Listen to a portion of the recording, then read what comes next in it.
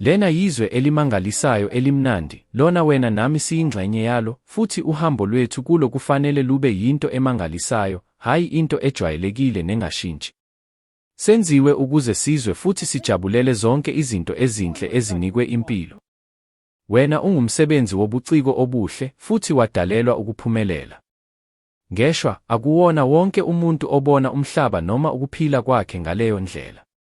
Abanye abantu babona impilo njengeyinselele futhi inzima, baphila bekhathazekile njalo, belwela ukuzuza imali eyanele noma ukugcina ubudlelwano obunempilo. Bafana nabantu abanjwa esondweni elijikayo elingapheli, bahlala begijima, kodwa bengayi ndawo.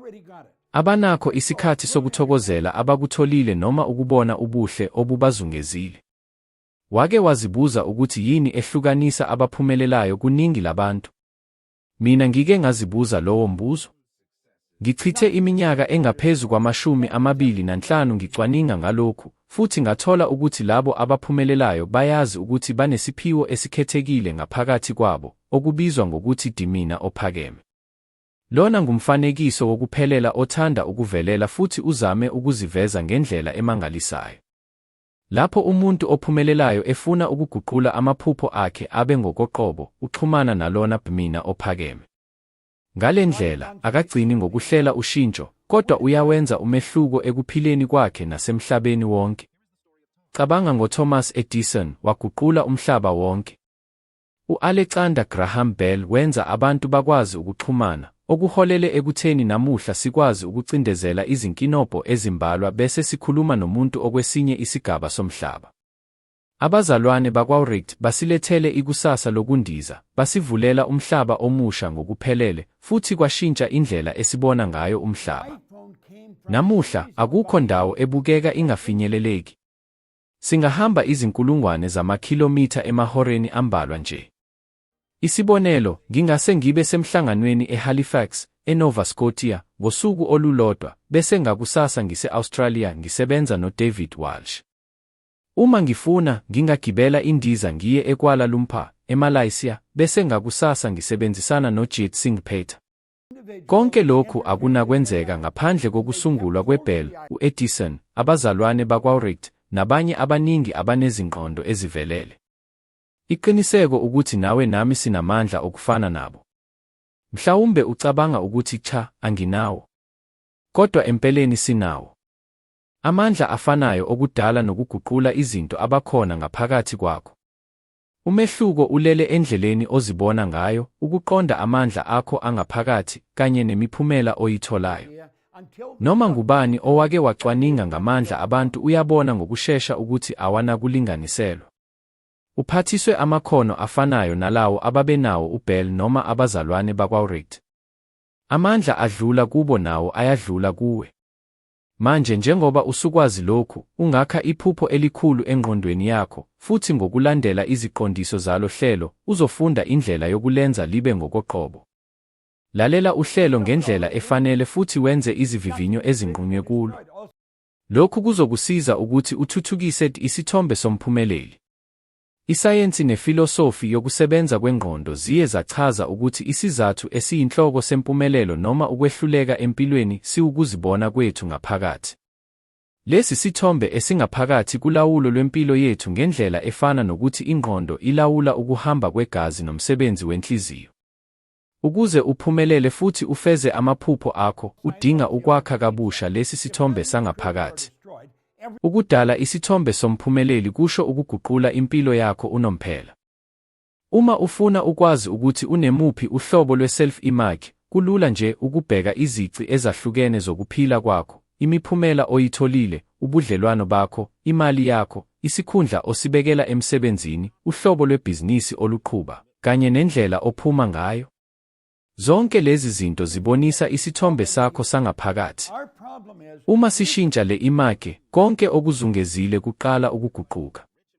Iphutha elivamile abantu abaningi abakwenza ukuthatha izinyathelo zokushintsha izinto zangaphandle, ezifana nemali, isikhundla noma ibhizinisi, ngaphandle kokushintsha okuthile ngaphakathi. uRalph Waldo Emerson uthe, kuthiwani ngokwenza izithembiso ezinzima, uma kuyilowo ofanayo osolwa ozogcina izethembiso. Ukuzama ukushintsha imiphumela yangaphandle ngaphandle kokushintsha izinto ezikutholayo ngaphakathi akutholakali kahle, njengoba ukuzama ukushintsha isithombe esibhalwe kahle engxenyeni yakho ngaphandle kokushintsha okukhonjisiwe kuzo. Nokho, lokhu okwenziwa yiningi abantu, bayaphumelela ukuba bazishintshe izinto ezikhona ngaphandle, kanti akushintshi ngaphakathi. Ngo-1903, uJames Allen wabhala incwadi encane kodwa emnandi. Wathi okuthile okungaphezulu komgomo, inhliziyo itho lukhulu elibhalela futhi libhala. Umuntu yinhlekelele yakhe, nesebenzisa amathuluzi akhe alula, azokwazi ukuthi ayithumele akukhumbuli ebahlala ubuhlanga onhliziyo phezulu. Uzama ukuqedela ukuthi lezo mhlaziyeki zimbona zisesivumele kwimeyini ephakathi. Kufana nalokhu, isithombe sethu sokuqala engqondweni yethu sisebenza njengepilot ye-automated. Isibonelo, cabanga ngomthengisi, isithombe sakhe sokuqonda sibhala umgomo wokuthola cishe izigidi ezingu-14,000 zamarandi ngonyaka. Noma uma ephelelwa yisonto elihle, ezuza okungu-400,000, isithombe sakhe sokuqonda sizoba nokuthola ukuthi uthatha indawo evulekile ngezinto ezenzakalayo ngaphandle kokukhathalela ithemba eligculisayo. Uma umahluko uphakathi kwezinto zokudala, uma uhamba emgwaqweni wezinto ezintsha, ungavuma ukuthi kuhamba kahle. Uma ungenza noma unxoxisana ngendlela efanele, kufanele ungene kokuhlakanipha ocwaningweni. Cabanga ukuthi uphila izinto ofuna ukuzithola, indlu ofuna ukuhlala kuyo, ibhizinisi ofuna ukulakha, isikhundla ofisa ukusithola, noma imali ofuna ukuyithola.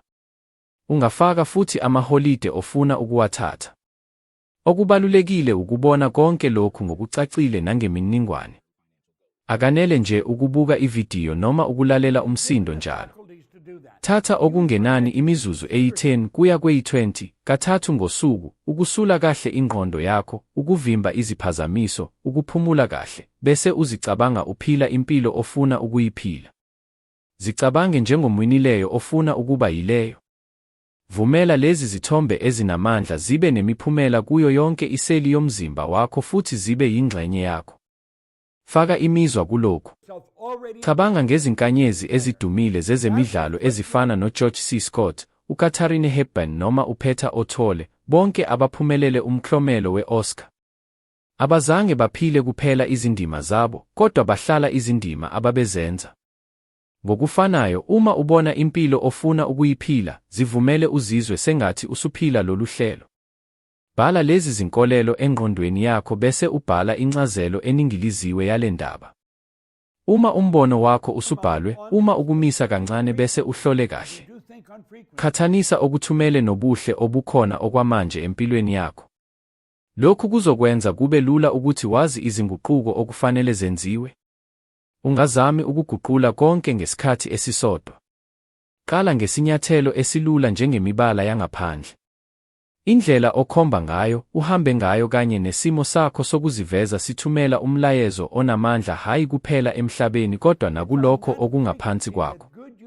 Cabanga ngoCary Grant. Lokwakungelona igama lakhe langempela. Waluqokelela futhi wathuthukisa ngokubhalela lemiphumela esanda kuhlanganyela. Cary Grant wathi kanye, ngaba umuntu onguCary Grant iminyaka elandela futhi ngakhumbula ukuthi wabe eqonde kumhlaba esilandelayo. Lokhu okumele ngakuklama ukuthi hlanganisa imizigobhoza ocacisa, banqoba. Siqedile yonke imisebenzi ebhukwini. Sisebenze ngokuzikhandla ukusebenzisa izinguquko ofuna ukuzifeza. Siqala ukubona imigomo yethu njalo, izikhathi ezintathu ngosuku, sihlanganyela ngokomzwelo nalezi zibono. Njalo lapho siphinda lenqubo, sifaka isithombe somwining emqondweni wethu. Ngokuhamba kwesikhathi, isithombe sethu esidala sithiye, kanti esisha siqinisa futhi siba nokuqina. Lolu shintsho luholela ekwakheni isithombe esisha sothando, esiqala ukukhanya futhi sibe sobala emhlabeni osizungezile. Lesi yisikhathi lapho uzibona khona futhi uqaphele ukuthi uphila iphupho lakho, udala umhlaba ongcono kuwe nakwabanye. Lapho wenza lokhu, uzobona ukuthi okubonayo kuyisithombe somwining sakho. Le vidiyo inikeze ukubuka okuphelele kokuthi ungawuthuthukisa kanjani lo mfanekiso wokuwina. Iphakamiso lami ukuthi ulandele imiyalelo yezehlakalo zakho kanye nokusebenzisa amaphuzu ama-audio nsuku zonke. Enza izenzo njengoba kuchazwe. Ngokwenza lokhu, uzoguqula umhlaba wakho ube yindawo enhle ngokweqile. Khumbula amagama kaEmerson. Okukhona phambi kwakho nalokho okukhona emuva kwakho kungapheli uma kuqhathaniswa nalokho okukhona ngaphakathi kuwe. Qhubeka nokuthuthukisa lo mfanekiso ofanele futhi owina. Nansi uBob Proctor. Siyabonga ngokubuka. Ukuthokozisa kwakho kanye nokubhalela isichazamazwi sakho kubalulekile kakhulu ekusizeni leli khasi ukuba lisakazeke kakhudlwana ku-YouTube. Siyathokozisa futhi uma ungena ku-subscribe. Njengoba sizibandakanya ukubhalela izihloko ezinhle emakhanda emhlabeni uma kube izici ezintsha ukubhalisa umphakathi kanye emisebenzini.